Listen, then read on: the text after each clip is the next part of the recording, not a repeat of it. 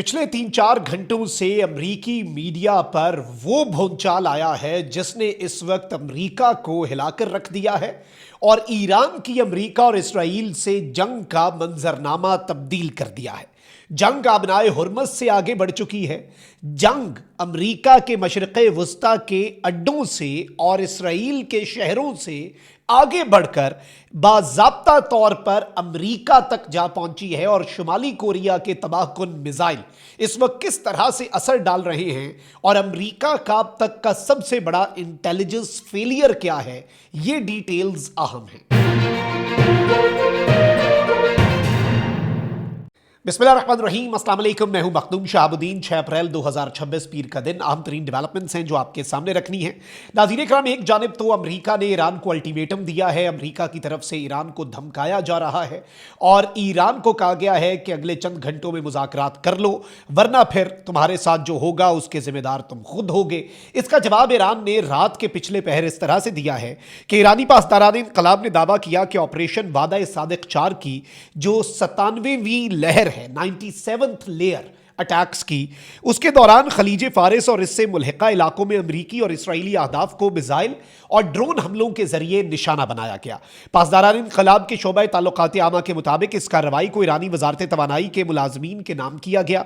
बयान में कहा गया कि कुवैत में मोहम्मद अल अहमद बहरी अड्डे के करीब एक मकाम पर मौजूद अमरीकी कमांडर्स और अफसरान के इज्तमा को बैलिस्टिक मिसाइलों और ड्रोन के जरिए निशाना बनाया गया, जिसके बाद इलाके में एम्बुलेंसों की बड़ी तादाद में आमदोरफ्त और भारी जानी नुकसान की निशानदही हुई है। इसके साथ ही साथ नाज़रीन इकराम, पासदारान इनकलाब के मुताबिक इसी कार्रवाई के तसलसल में मुत्तहिदा अरब अमारात का जबले अली बंदरगाह के चैनल में मौजूद किंग डाउ स्टार नामी एक इसराइली जहाज को कदर नेवल क्रूज मिसाइल से निशाना बनाया गया है, जिसके बाद मुत्तहिदा अरब अमारात की इस बंदरगाह पर मौजूद इसराइली जहाज में आग लग गई। ये क्लेम है ईरान के पासदारान इनकलाब का। बयान में मजीद कहा गया कि आबनाए हुर्मुज़ पर कंट्रोल के तहत गुज़श्ता रोज से अब तक कई जहाज़ों को बगैर इजाज़त आमदोरफ्त से रोका गया और उन्हें आबनाए हुर्मुज़ की मशरक़ी और मगरबी एनकरेज की जानिब मुंतकिल किया गया। बयान के मुताबिक इस लहर के दौरान इसराइली शहर बेरसबा में सहूनी फौज से मुंसलिक सनती इलाके को भी एरोस्पेस फोर्स जो है ईरान की, उसने निशाना बनाया। अब ये एक बहुत बड़ी डेवलपमेंट है, जाहिर बात है, और इस सब के अंदर कुछ बड़ी अपडेट्स जो हैं वो भी सामने आ रही हैं और ईरान अपने हमले बदस्तूर जारी रखे हुए हैं। मैं अब जो डिटेल्स आपके सामने रखने जा रहा हूं, लेकिन उससे पहले दरखास्त ये होगी कि अगर अभी तक आपने इस वीडियो को लाइक नहीं किया, लाइक जरूर कर दें। कमेंट सेक्शन में आपने अपनी राय का भी इजहार करना है और अगर हो सके तो वीडियो को शेयर करें और चैनल को सब्सक्राइब भी लाजमी करें।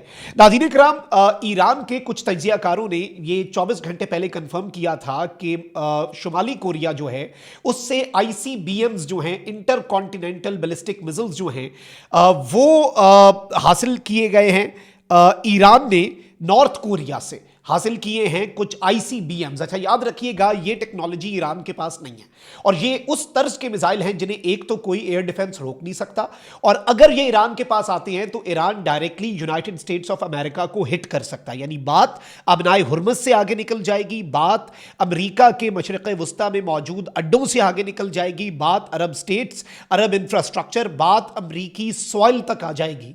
और याद रखिएगा, ये इतना बड़ा थ्रेट है, ये इतना बड़ा नुकता है कि इस वक्त अमरीकी मीडिया सिर्फ इसकी हेडलाइंस और फटे और ब्रेकिंग न्यूज चला रहा है और उनके दिफाई तज्जियाकार, उनके रिटायर्ड कर्नल जर्नल सब जो हैं वो सर पकड़ के बैठे और ट्रंप के वाले से कह रहे हैं कि ट्रंप की नाकामी, वजारत जंग की नाकामी, पेंटागन की नाकामी, इंटेलिजेंस एजेंसीज की नाकामी, ये उनके अपने तज्जियाकारों को मैं सुन रहा था और उन्होंने ये बात कही कि भाई ये सारी इनकी नाकामी है कि इससे अब अमेरिका के लोगों की जानों को खतरा है। और डोनाल्ड ट्रंप ने जिस कदर सख्ती की बात की है ना, ये बेसिकली मुज़ाकरात पर ईरान को आमादा करने के लिए है कि मैं तुम लोगों को जहन्नुम में धकेल दूंगा, चंद घंटे हैं, बात कर लो।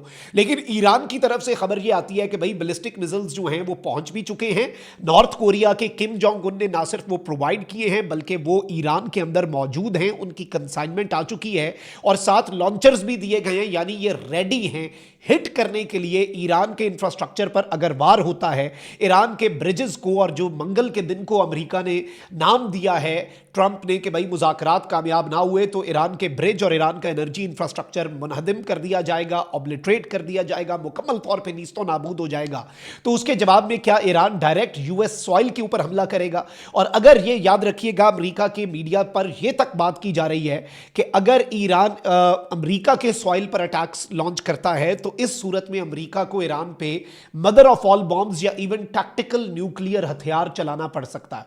यह बात मैं नहीं कर रहा, ये अमेरिका के तज्जियाकार जो हैं वो ये बात कर रहे हैं। और अब इवन जो पाकिस्तान के इंपॉर्टेंट सोर्सेज हैं वो भी ये बता रहे हैं कि पिछले 3 से 4 घंटे से अमेरिकी मीडिया पर कुछ रिपोर्ट्स आई जिनमें यह कहा गया कि ट्रंप, उनकी सिक्योरिटी एजेंसीज और उनके इंटेलिजेंस चीफ्स जो हैं उनकी बहुत बड़ी नाकामी है कि ईरान के पास नॉर्थ कोरिया के जरिए ऐसे मिसाइल आ गए हैं जो कि वो अमेरिका तक भी मार सकता है। और अगर ये बात दुरुस्त है तो लड़ाई सिर्फ आबनाए हरमुज़ तक और मशरिक़ वस्ता तक नहीं रहेगी, ये लड़ाई फैलेगी।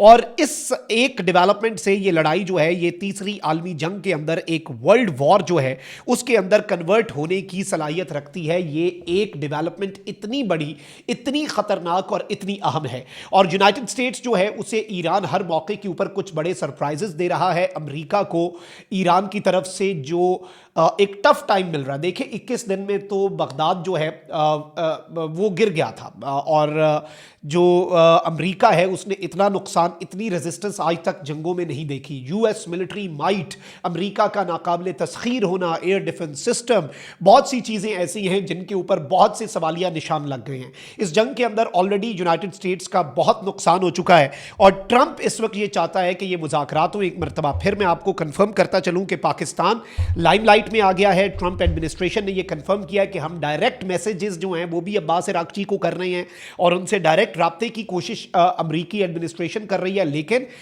इस वक्त पहले 3 मुल्क थे पाकिस्तान की सरबराही में, पाकिस्तान, इजिप्ट और तुर्की। इस वक्त सबसे अहम किरदार 2 मुल्क का अदा कर रहे हैं, पाकिस्तान और मिस्र।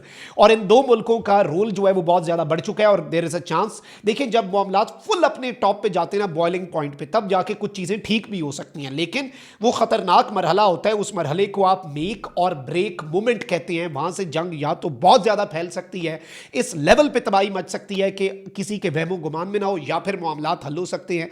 अब इसमें पाकिस्तान की अल्टीमेटली मेरे जराए के मुताबिक ये कोशिश है, इवन सऊदी अरेबिया भी पाकिस्तान के साथ है इसमें, कि ट्रंप को थोड़ा सा और आगे ले जाया जाए। उसे कहा जाए कि पहले 48 घंटे की, फिर 5 दिन की, फिर मजीद 10 दिन की जो डेडलाइन थी, कोई नहीं, 1 दिन और दो, और इस सब के अंदर हम कोई बड़ी और मस्बत पेशरफ जो है वो करवाने की कोशिश कर सकते हैं। और ईरान जो है उसने भी इनडायरेक्टली ही सही लेकिन इंटरेस्ट जो है वो ज़रूर दिखाया है, पाकिस्तान की तारीफ करके, पाकिस्तान के मीडिएशन एफर्ट्स पर पाकिस्तान का शुक्रिया अदा करके, और ईरान के वजीर खारजा ने पाकिस्तान जिंदाबाद का नारा लगाकर पाकिस्तान के पलड़े में अपना वजन रखा है और पाकिस्तान को एक मीडिएटर के तौर पर लेजिटिमेसी मजीद प्रोवाइड कर दी है, जो कि कुछ प्रोपेगेंडा करने वाले लोग जो हैं वो कर रहे थे। कुछ वेस्टर्न मीडिया आउटलेट्स जो हैं वो इन मुज़ाकरात को सैबोटाज करने की कोशिश कर रहे थे। But let's be very honest, इस वक्त सिचुएशन रैपिडली तब्दील हो रही है, मामला जो है अच्छा खासा फंसा हुआ है और देखना यह होगा कि ये मामला कहां पर जाकर रुकता है। अभी तक की डेवलपमेंट्स परेशान कुन है बिलाशुबा,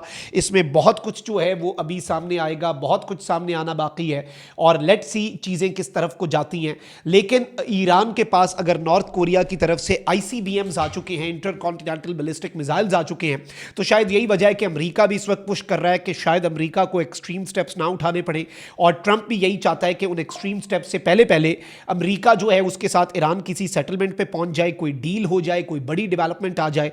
तो ये ऊंट अब किस करवट बैठता है ये तो आने वाले वक्त में पता चलेगा, लेकिन अभी हम सिर्फ अच्छे की उम्मीद रख सकते हैं। अलबत्ता इम्कानात जो हैं वो अच्छे खासे खराबी की जानिब इशारा कर रहे हैं। अपना बहुत ख्याल रखें। अल्लाह निगहबान। पाकिस्तान जिंदाबाद।